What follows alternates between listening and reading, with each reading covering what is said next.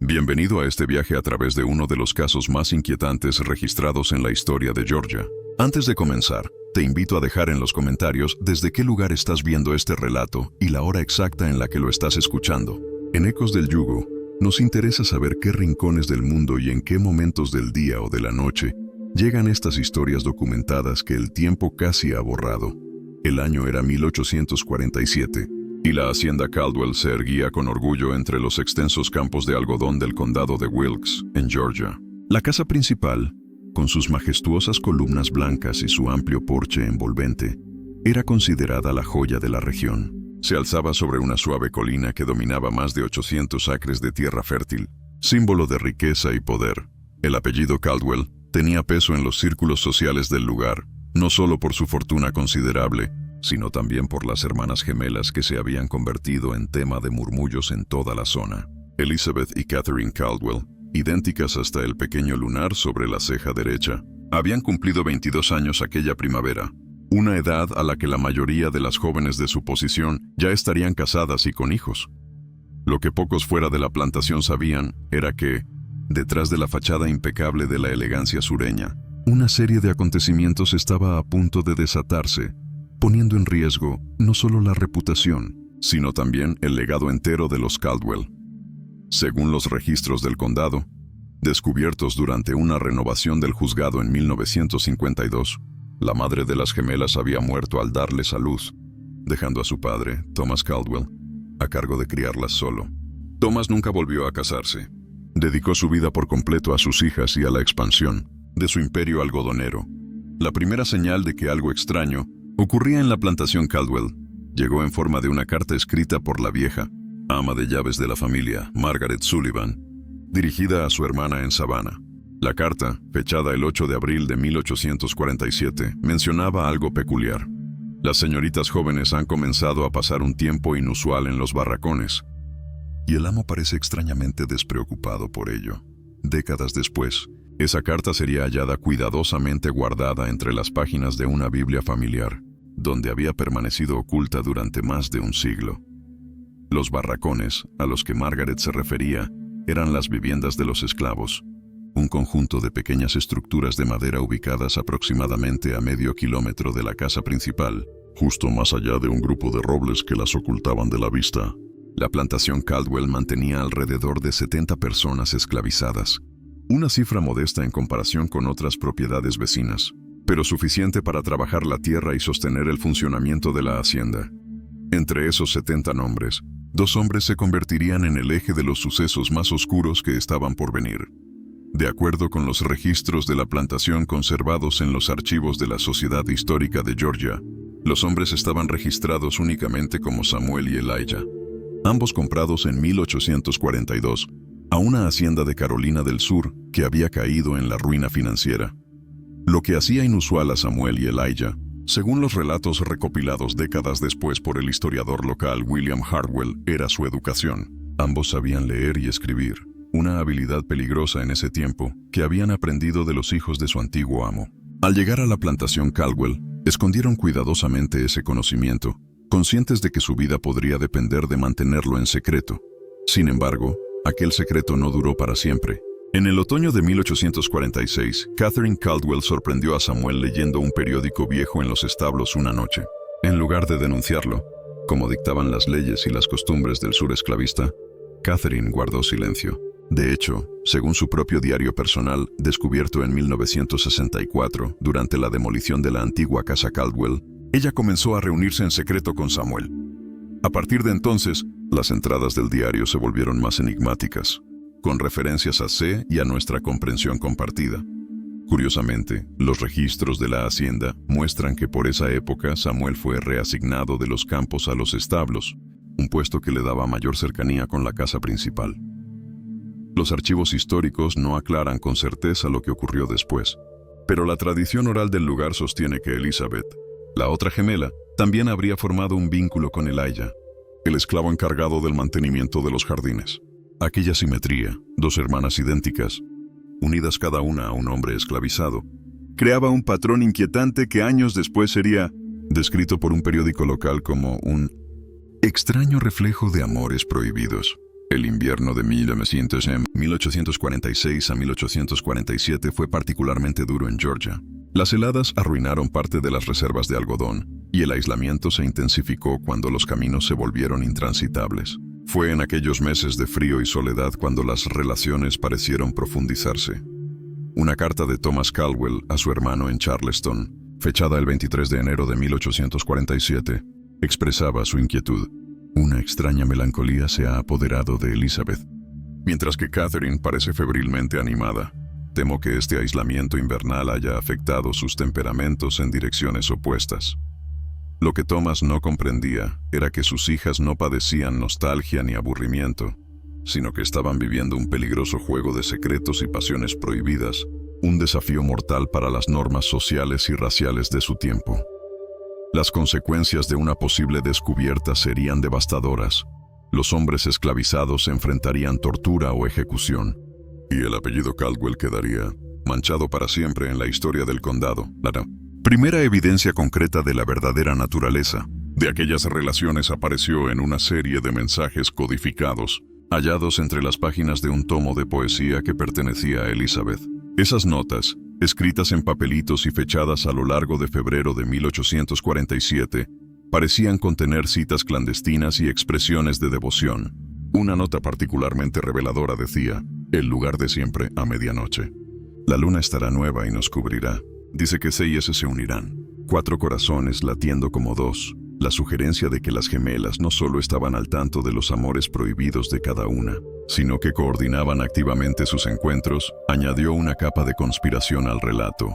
Lejos de actuar por separado, las hermanas parecían obrar en concierto, quizá incluso aprovechando su idéntica apariencia para confundir y desviar cualquier sospecha.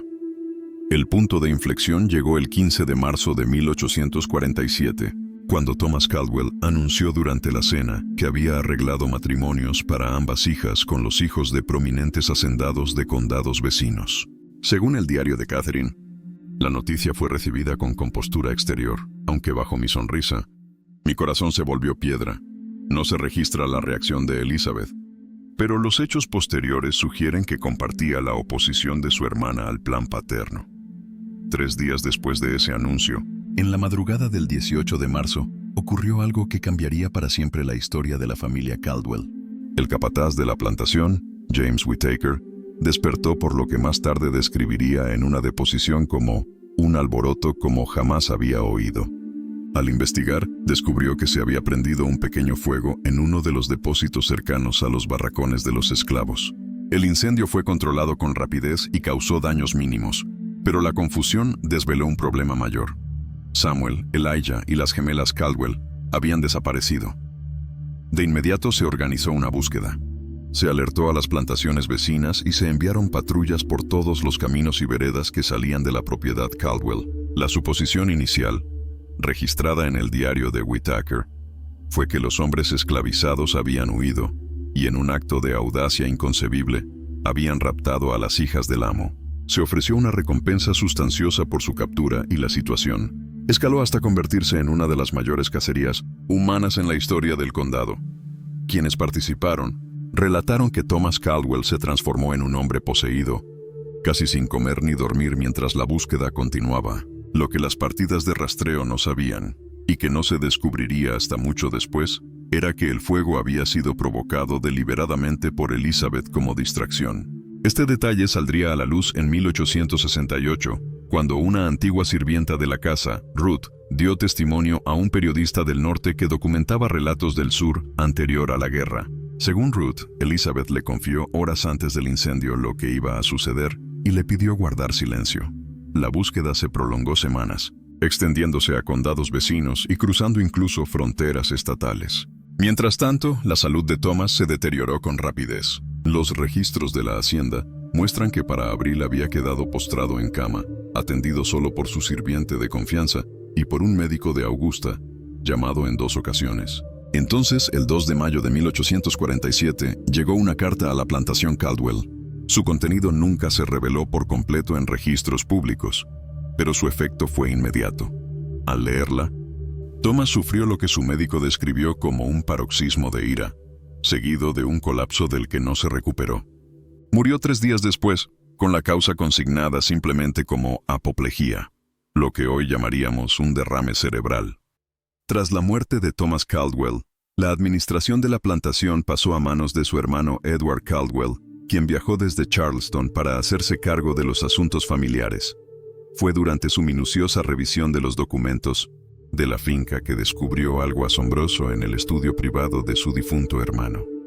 Una pequeña caja de madera que contenía lo que parecían ser certificados de matrimonio. Aquellos documentos, rudimentarios pero con firmas visibles, registraban las uniones de Elizabeth Caldwell con Elijah y Catherine Caldwell con Samuel, fechadas la noche del 17 de marzo de 1847.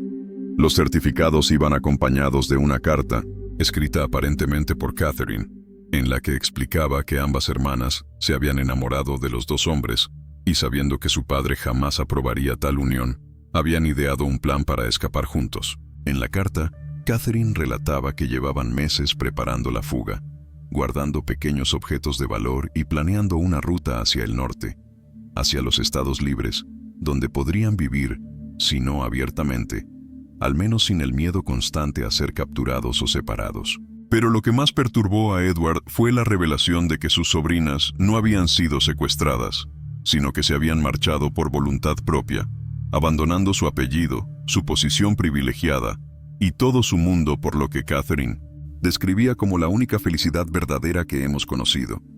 La carta concluía con un ruego. Pedimos a nuestro Padre que intente comprender y perdonarnos, aunque sabemos que es poco probable. Conmovido y horrorizado, Edward consultó con abogados y familiares cercanos antes de tomar una decisión que marcaría el destino de la historia. Enterró la evidencia. Los certificados y la carta fueron sellados nuevamente dentro de la caja y escondidos. Públicamente, Edward Caldwell sostuvo la versión de que sus sobrinas habían sido secuestradas y posiblemente asesinadas por esclavos fugitivos. La búsqueda continuó, aunque ahora enfocada en encontrar cuerpos, no personas vivas. Esta narrativa oficial perduró casi 2 décadas, hasta que un suceso ocurrido en 1865 lo cambió todo. Después de la Guerra Civil y la emancipación de los esclavos, una mujer llegó a lo que quedaba de la antigua plantación Caldwell, ya reducida a menos de la mitad de su extensión y debilitada por los nuevos tiempos. Se presentó como Margaret Johnson, pero su semejanza con las gemelas Caldwell era inconfundible. Pidió entrevistarse con Edward Caldwell, quien aún administraba la propiedad, aunque bajo circunstancias mucho más modestas. Según los criados presentes aquel día, la reunión duró varias horas, y por momentos se escuchaban voces elevadas detrás de las puertas cerradas del estudio. Cuando Margaret Johnson se marchó, Edward salió pálido y tembloroso, incapaz de pronunciar palabra. Desde ese día, no volvió a hablar del encuentro. Poco después, comenzó a liquidar lo que quedaba del patrimonio familiar. En apenas 6 meses, la plantación fue vendida, y Edward regresó a Charleston, donde vivió recluido hasta su muerte en 1871. La verdadera naturaleza de aquella misteriosa reunión no salió a la luz hasta 1958, cuando la nieta de Edward Caldwell donó una colección de cartas a la Sociedad Histórica de Georgia. Entre los documentos se hallaba una carta escrita por el propio Edward a su esposa al día siguiente de aquel encuentro. En ella relataba con detalle lo que había ocurrido. Margaret Johnson no era otra que Catherine Caldwell, ahora usando el apellido de su esposo, Samuel Johnson, quien tomó ese nombre después de su huida. Catherine le reveló que ella, su hermana Elizabeth, y los hombres Elijah y Samuel habían logrado llegar hasta Filadelfia, donde se unieron a una comunidad de negros libres y abolicionistas que los ayudaron a establecer nuevas identidades. Elizabeth y Elijah, bajo el apellido Davis, se trasladaron después a Boston, donde Elijah trabajó como carpintero. Samuel, gracias a su conocimiento de los caballos, fundó un pequeño pero próspero establo, mientras Catherine trabajaba como costurera. Ambas parejas tuvieron hijos, Catherine y Samuel, 3, Elizabeth y Elijah, también 3, criados sin conocer el verdadero origen de sus madres. Catherine regresó al sur solo después de enterarse de que su tío administraba la antigua plantación, con la intención de recuperar objetos personales de su difunta madre y, sobre todo, de corregir la historia. Quería dejar claro que ni ella ni su hermana habían sido víctimas, sino mujeres que eligieron su destino. Habían tomado una decisión radical y peligrosa, pero consciente: seguir sus corazones a pesar de las leyes y prejuicios de su tiempo. Sin embargo, Edward se negó rotundamente. En la carta a su esposa escribió: «No puedo permitir que la verdad se conozca. La vergüenza que traería sobre nuestro nombre y la memoria de mi hermano es demasiado grande para contemplarla». Aún así, le ofreció dinero a Catherine a cambio de su silencio y de su promesa de no volver jamás a Georgia. No se sabe con certeza si ella aceptó, pero los registros históricos muestran que al día siguiente de la reunión, Margaret Johnson compró un boleto de tren hacia Filadelfia. Nunca regresó. Desde entonces, la versión oficial de la trágica desaparición y muerte de las gemelas Caldwell se mantuvo intacta. En 1883, un incendio destruyó gran parte del Palacio de Justicia del Condado de Wilkes, incluyendo documentos del periodo anterior a la guerra.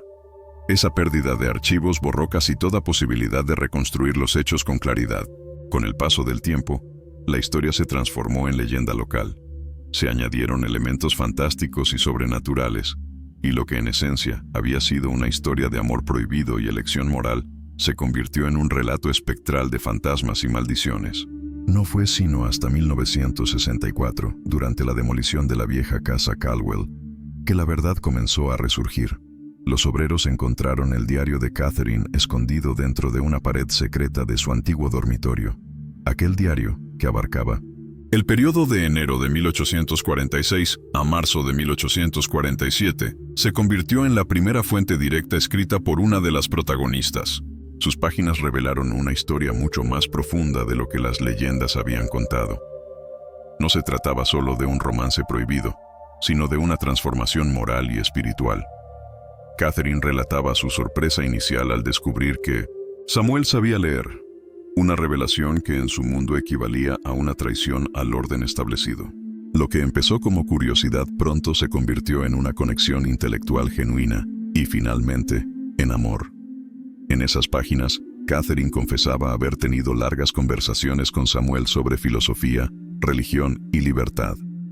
Diálogos que rompieron su visión del mundo y le hicieron cuestionar todo lo que le habían enseñado sobre el deber, la raza y la justicia.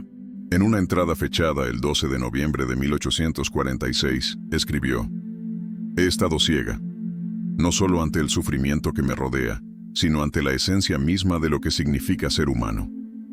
Ese me ha abierto los ojos, y ahora no puedo cerrarlos de nuevo, aunque la luz a veces me duela». El diario también confirmaba que las gemelas compartían sus secretos y se apoyaban mutuamente. Catherine hablaba de sus conversaciones nocturnas con Elizabeth, de los temores y esperanzas que compartían y de cómo, poco a poco, fueron planeando la huida. La última entrada, fechada el 16 de marzo de 1847, decía con una mezcla de serenidad y valentía: «Mañana dejaremos atrás todo lo que hemos conocido por un futuro incierto. Quizás encontremos la libertad o la muerte, pero cualquiera de las dos es preferible a vivir una mentira». El hallazgo del diario despertó un renovado interés entre los historiadores especializados en el sur anterior a la guerra. Durante la década de 1960, las investigaciones comenzaron a reconstruir el rompecabezas de la historia Caldwell. Los estudiosos encontraron registros de embarque que confirmaban la compra de 4 pasajes desde Savannah a Filadelfia a finales de marzo de 1847, bajo los nombres Johnson y Davis. Además, los censos de Filadelfia de 1850 registraban a Samuel y Catherine Johnson, clasificados como mulatos, viviendo en un vecindario predominantemente afroamericano con 2 hijos pequeños. Por su parte, los archivos de Boston mostraban a Elijah y Elizabeth Davis, también con un hijo, identificados de la misma forma, pero el descubrimiento más sorprendente llegaría en 1968, cuando un descendiente de Elizabeth y Elijah se puso en contacto con los investigadores al enterarse del caso. Era un profesor universitario en Nueva Inglaterra que poseía una colección de cartas intercambiadas entre las gemelas durante las décadas de 1850 y 1860. Aquellas cartas, cuidadosamente conservadas por generaciones, revelaban a 2 mujeres que habían encontrado plenitud pese a los sacrificios que su decisión les impuso. En sus escritos, Elizabeth y Catherine hablaban de sus hijos, de sus oficios, de sus lecturas y del compromiso que mantenían con la causa abolicionista. En ellas se percibía una mezcla de gratitud y nostalgia, un tono sereno que demostraba que, aunque vivieron ocultando su pasado, habían logrado construir una existencia significativa. Ambas expresaban, sin embargo, temor constante a ser descubiertas, especialmente después de la promulgación de la Ley de Esclavos Fugitivos de 1850, que incrementó el riesgo de captura incluso en los estados del norte. Aún así, continuaron participando, bajo seudónimos, en reuniones y publicaciones antiesclavistas, aportando desde la sombra sus experiencias como testigos directas del sistema que habían desafiado. Una carta escrita por Catherine el 4 de julio de 1865, poco después del fin de la Guerra Civil, resultó especialmente conmovedora. En ella reflexionaba sobre su travesía y el significado de la libertad recién conquistada. Hoy no solo se celebra la independencia de esta nación, sino la nuestra. Por 18 años hemos vivido entre sombras, mirando siempre por encima del hombro. Ahora, aunque quedan muchos desafíos, por fin podemos caminar hacia la luz. Aún así pienso en Padre, y me pregunto si, de algún modo, alcanzó a comprender la elección que hicimos. Quiero creer que, liberado de los prejuicios del mundo que lo formó, tal vez lo hizo. Para 1969, la evidencia reunida era suficiente para revisar oficialmente la interpretación histórica del llamado Incidente de las Gemelas Caldwell. Lo que durante más de un siglo se había contado como un rapto y asesinato resultó ser, en realidad, una huida voluntaria, un acto de rebelión moral y emocional de dos jóvenes sureñas que eligieron el amor y la conciencia sobre el privilegio y la seguridad. Los descendientes de las gemelas Caldwell, dispersos por todo el norte de Estados Unidos, en su mayoría mantuvieron su privacidad. Solo unos pocos aceptaron entrevistas, limitadas con historiadores durante la década de 1970. De esas conversaciones surgió un retrato íntimo, familias, que habían crecido escuchando versiones parciales de su origen, creyendo que sus bisabuelas eran mujeres del norte que se habían casado con hombres de ascendencia mixta. En muchos casos, la verdad completa, que descendían de hijas de un hacendado de Georgia que se enamoraron de hombres esclavizados y huyeron con ellos, no se reveló sino hasta la adultez, o nunca. Algunos descendientes expresaron orgullo por el coraje de sus antepasadas, mientras otros lidiaron con la complejidad moral de saberse herederos tanto de una familia esclavista como de una historia de resistencia contra esa misma opresión. La antigua plantación Caldwell, con el paso del tiempo, fue subdividida y transformada. Allí donde antaño se extendían campos de algodón, surgieron caminos, casas y nuevas generaciones ajenas al pasado que dormía bajo la tierra. De la gran mansión apenas quedaban ruinas, y solo un pequeño marcador histórico, erigido en 1972, mencionaba brevemente la importancia de la familia Caldwell, sin aludir al drama humano que había tenido lugar allí. Las actitudes locales hacia la historia fueron cambiando lentamente. De la negación inicial se pasó a un reconocimiento más maduro. El caso Caldwell se comprendió como un raro ejemplo documentado de mujeres blancas del sur que se rebelaron contra la sociedad esclavista que las crió. El interés académico creció, especialmente entre los estudiosos que investigaban la resistencia a la esclavitud y las relaciones interraciales durante el periodo anterior a la Guerra Civil. Lo que más fascinaba del caso no era solo la osadía de las gemelas, sino cómo su historia desafiaba las narrativas simplificadas del sur esclavista, revelando que incluso entre los privilegiados podían surgir conciencias disidentes.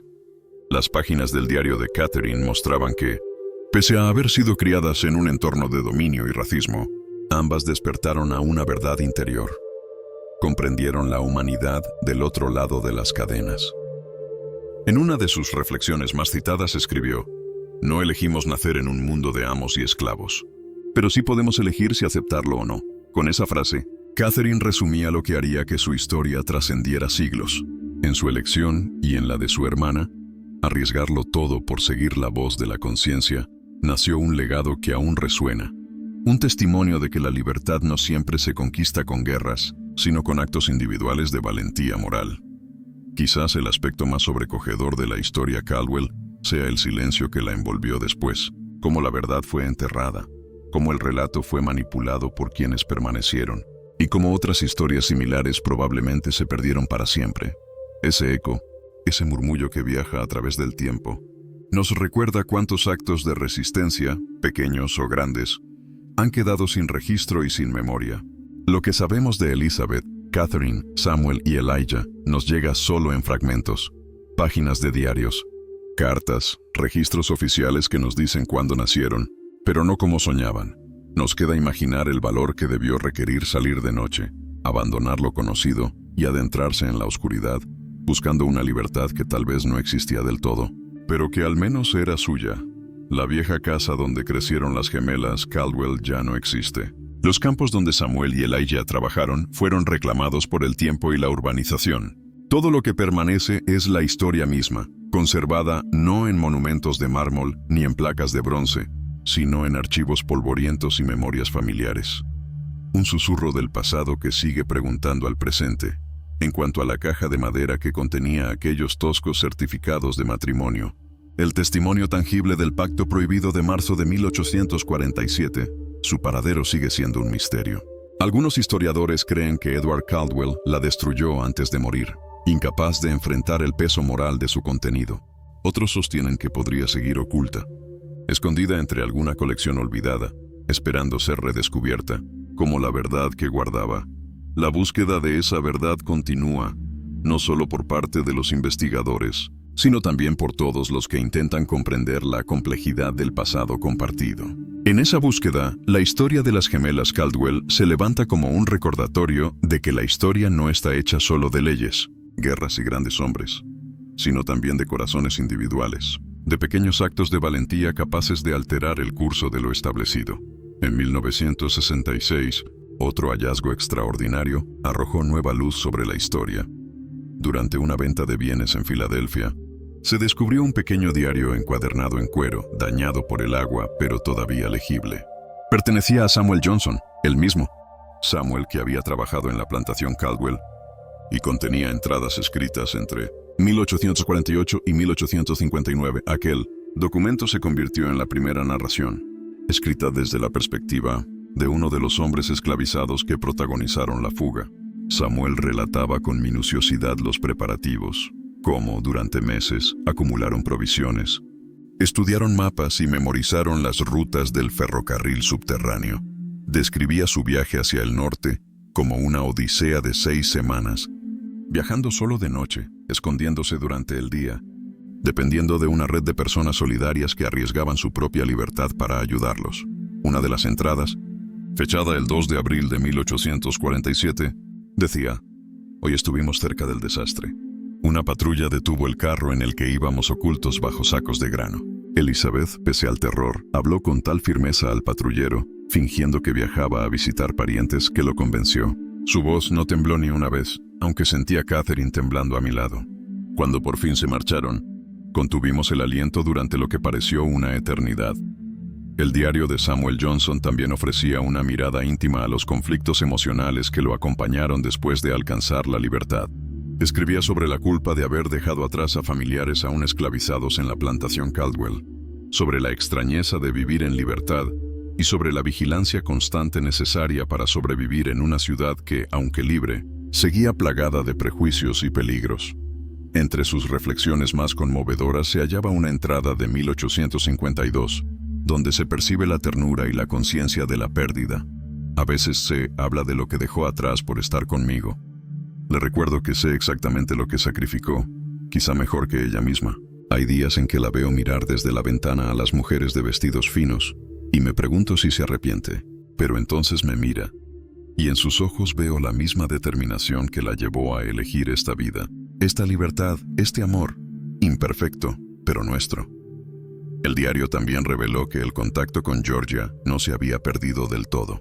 Samuel narró la correspondencia que Catherine mantenía con Margaret Sullivan, la antigua ama de llaves que años atrás había notado su extraño comportamiento y lo había mencionado en su famosa carta a su hermana en Savannah.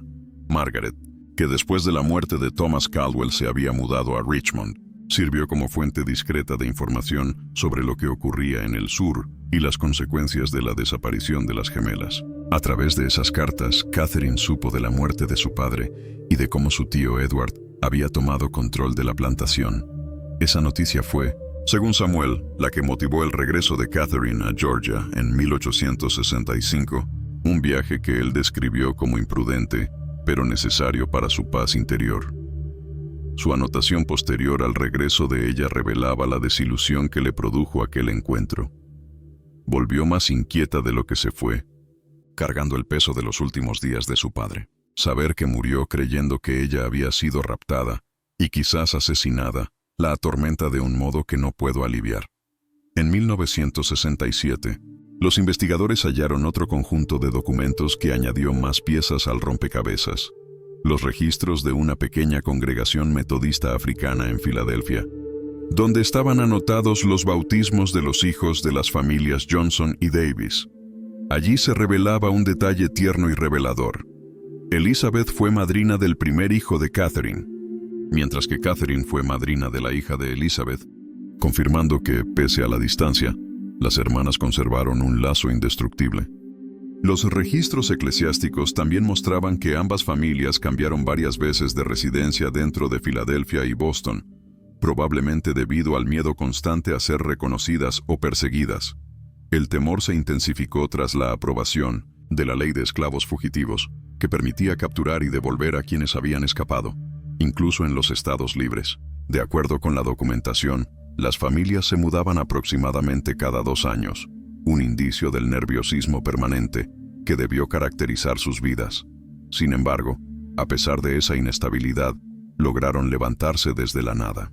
Para 1855, los directorios de la ciudad de Filadelfia mostraban que Samuel Johnson había fundado una pequeña empresa de carruajes, un negocio modesto pero estable que le permitió comprar una casa para su familia, un logro extraordinario, considerando que solo 8 años antes había sido un hombre esclavizado.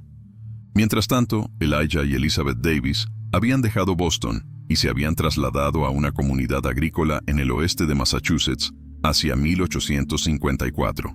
Allí, Elijah trabajaba como carpintero y ebanista, y Elizabeth, aprovechando su educación, enseñaba lectura y aritmética básica a los niños del lugar.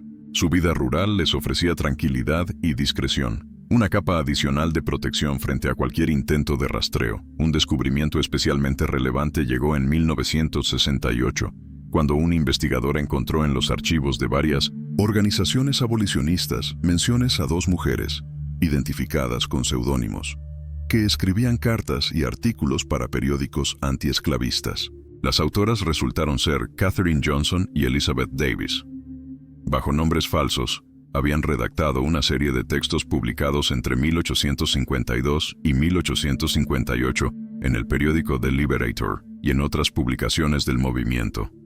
En uno de esos escritos, atribuido a Elizabeth, la autora describía la esclavitud como un veneno que corrompe el alma del amo tanto como destruye el cuerpo del esclavo, un sistema que hace imposible toda conexión humana verdadera entre quienes separa con límites artificiales. A través de sus palabras, las hermanas denunciaban no solo la crueldad del sistema esclavista, sino también su efecto deshumanizador sobre los propios dueños, revelando una comprensión profunda y desgarradora del mundo que habían abandonado. Con el estallido de la Guerra Civil estadounidense, la vida de las familias Johnson y Davis cambió de manera drástica.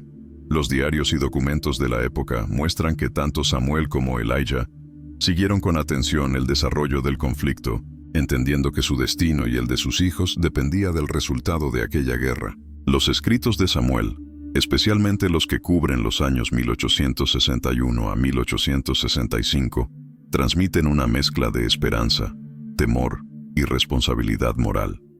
En sus páginas hablaba de cómo contribuía económicamente, dentro de sus limitaciones, al esfuerzo de la Unión, y de cómo asistía a reuniones comunitarias en las que se compartían noticias de las batallas y se rezaba por la libertad definitiva de los que aún permanecían esclavizados. En una entrada fechada el 1 de enero de 1863, apenas días después de la proclamación de emancipación, escribió palabras que los historiadores han citado una y otra vez por su fuerza espiritual. Hoy comienza lo que tanto soñamos. Aunque sus efectos no sean inmediatos, el poder moral de este decreto no tiene medida. Por primera vez, esta nación declara con su voz oficial lo que nosotros siempre supimos en nuestros corazones: que ningún hombre tiene derecho a poseer a otro. Aquella noche, cuenta, Samuel y Catherine celebraron en silencio, con lágrimas más que con palabras. Era el reconocimiento simbólico de una verdad que ellos habían vivido en carne propia. La libertad tiene un precio, y ese precio se paga con fe, resistencia y dolor. Después de la guerra, sus vidas comenzaron a estabilizarse. Los registros censales y los documentos fiscales de Filadelfia muestran que los Johnson continuaron expandiendo su negocio de carruajes, contratando incluso a jóvenes trabajadores afroamericanos recién liberados del sur. Catherine participó activamente en asociaciones de mujeres negras libres, enseñando lectura y costura a niñas y adultas, y contribuyendo a pequeñas campañas de alfabetización. Por su parte, los Davis, en Massachusetts, se involucraron en movimientos comunitarios rurales, apoyando la creación de escuelas integradas y la circulación de libros abolicionistas en zonas aún reticentes al cambio social. Sin embargo, la tranquilidad fue efímera. En 1873, la tragedia volvió a golpear a la familia Johnson. Samuel murió repentinamente de neumonía, a los 50 años aproximadamente. En el certificado de defunción, registrado por las autoridades de Filadelfia, figuraba simplemente como propietario de negocio de raza de color, sin mención alguna de su pasado extraordinario ni de la valentía que lo había llevado a conquistar su libertad. Catherine nunca volvió a casarse. Los directorios de la ciudad indican que continuó al frente del negocio de carruajes junto a su hijo mayor hasta 1881, año en que vendió la empresa y se mudó al norte, a la casa de su hija en el estado de Nueva York. Allí vivió sus últimos años en relativa paz, falleciendo en 1890, a los 65 años. Elizabeth, su hermana gemela, la sobrevivió por casi una década. Murió en 1900 en su granja de Massachusetts, rodeada de hijos y nietos que, aunque no conocían todos los detalles de su pasado, sabían que su vida había estado marcada por una elección valiente. Según las cartas conservadas por sus descendientes, en sus últimos años, Elizabeth hablaba a veces de su juventud en Georgia, pero omitía cuidadosamente los aspectos más peligrosos de su historia. Una de las reliquias más impactantes de esa época es una carta que Elizabeth escribió a su nieta en 1895, cuando la joven cumplía 18 años. El documento, preservado por la familia y donado posteriormente a la Sociedad Histórica de Massachusetts, es una joya moral que resume el espíritu de toda la historia Caldwell. Mi querida niña, mientras te encuentras ante el umbral de la Sinumue, vida adulta, quiero compartir la lección más valiosa que me ha enseñado mi larga existencia. Que el coraje no consiste en no sentir miedo, sino en actuar a pesar de él. Habrá momentos en tu vida en los que deberás elegir entre lo que se espera de ti y lo que sabes que es correcto. Cuando eso ocurra, recuerda que el camino más difícil suele conducir a la libertad más verdadera. Ningún lujo, ningún bienestar vale el precio de un alma comprometida con la mentira. Esa carta, escrita por una mujer que había desafiado los cimientos de su tiempo, resume mejor que ningún tratado histórico lo que realmente significó su decisión. No fue una huida impulsiva ni un acto romántico ciego. Fue un gesto de conciencia, una rebelión moral contra una estructura injusta que había moldeado sus vidas desde el nacimiento. Los registros fotográficos de las hermanas Caldwell nunca se hallaron, aunque en los archivos de la Sociedad Histórica de Georgia se conserva un daguerrotipo de 1870 que muestra al hijo mayor de Catherine y Samuel, un joven de mirada serena, que, según los cronistas, guardaba un asombroso parecido con Thomas Caldwell, su abuelo. En aquel rostro mestizo parecían convivir los dos mundos que la historia había intentado mantener separados, el del amo y el del esclavo, el del privilegio y el del sacrificio. En 1969, una excavación arqueológica realizada en los antiguos terrenos de la plantación Caldwell descubrió los cimientos de los barracones donde vivieron Samuel y Elijah, junto con pequeños objetos personales. Entre ellos, un pájaro tallado en madera que coincidía con la descripción del diario de Catherine. Un regalo que Samuel le había tallado una noche de invierno. Aquella pequeña figura, rescatada del polvo más de un siglo después, se convirtió en un símbolo tangible del amor que desafió su época. Hoy se conserva en un museo, muda y luminosa, testigo silencioso de un vínculo que sobrevivió a la esclavitud, al olvido y al juicio de los siglos.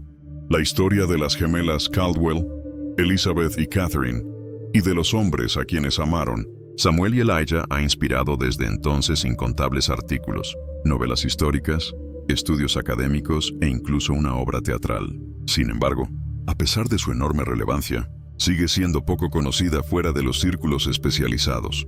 Quizás porque su existencia incomoda tanto al mito del sur noble y paternalista como al relato idealizado del norte moralmente puro. Su historia obliga a mirar de frente las zonas grises de la conciencia humana y a reconocer que el cambio moral a veces proviene de los lugares más inesperados. Lo que hace único al caso Caldwell no es simplemente que existieran relaciones interraciales en el sur esclavista, pues fueron más comunes de lo que la historia oficial quiso admitir, sino que se trató de una historia de amor recíproco y elección libre. Dos mujeres blancas de una familia poderosa eligieron conscientemente abandonar su mundo de privilegio para unirse a hombres que la ley consideraba propiedad. Fue, en esencia, un acto de insumisión moral, una rebelión que desafiaba las leyes humanas en nombre de la verdad del alma. En una entrevista realizada en 1968 como parte de un proyecto de historia oral, una bisnieta de Elizabeth y Elijah Davis reflexionó con emoción sobre el legado familiar. Cuando pienso en lo que arriesgaron, no solo su posición, sino su vida, por amor y por lo que creían justo, me siento humilde. Ellas tuvieron el valor de mirar el mundo en que nacieron y decir, no, esto está mal, y no formaré parte de ello. Esa clase de coraje moral es rara en cualquier época. Hoy, la historia de las gemelas Caldwell vive en ese espacio intermedio entre la historia documentada y la leyenda. Los hechos básicos, su desaparición de la plantación en 1847, su reaparición en el norte bajo nuevos nombres, el regreso de Catherine tras la guerra, están sólidamente respaldados por registros. Pero muchos detalles permanecen velados, ocultos en diarios incompletos, cartas con páginas faltantes y recuerdos fragmentarios. Es un testimonio de cómo las voces femeninas y las historias de resistencia han sido tantas veces borradas o silenciadas por la historia oficial. En el año 2002, un descubrimiento inesperado añadió un nuevo capítulo.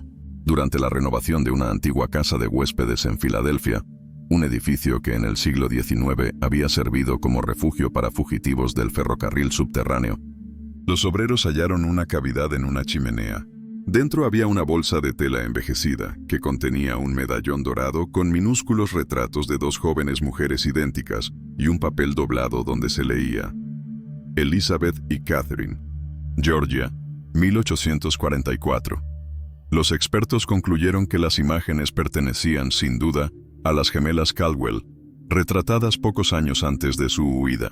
Se cree que Catherine escondió aquel medallón antes de su regreso a Georgia en 1865, quizá como seguro emocional, en caso de no volver.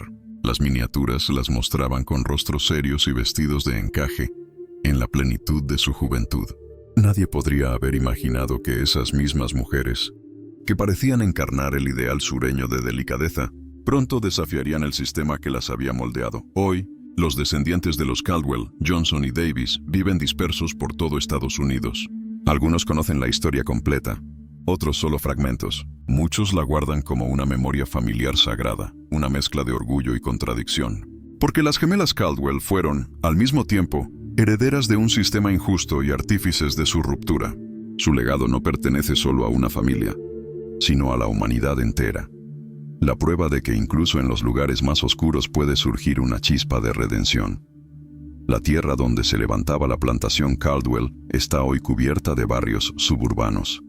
Donde antes hubo campos de algodón, ahora hay calles, parques y casas modernas. El marcador histórico, desgastado por el tiempo, apenas menciona el nombre de la familia, sin referencia alguna al amor, la huida ni la valentía que allí florecieron. Los visitantes pasan de largo sin saber que ese terreno silencioso fue testigo de una de las rebeliones más profundas contra el orden moral de su tiempo.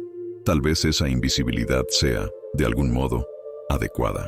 Porque la historia de las gemelas Caldwell no se trata de monumentos ni de placas conmemorativas, sino de los hilos invisibles que conectan a los seres humanos a través de fronteras impuestas por la sociedad.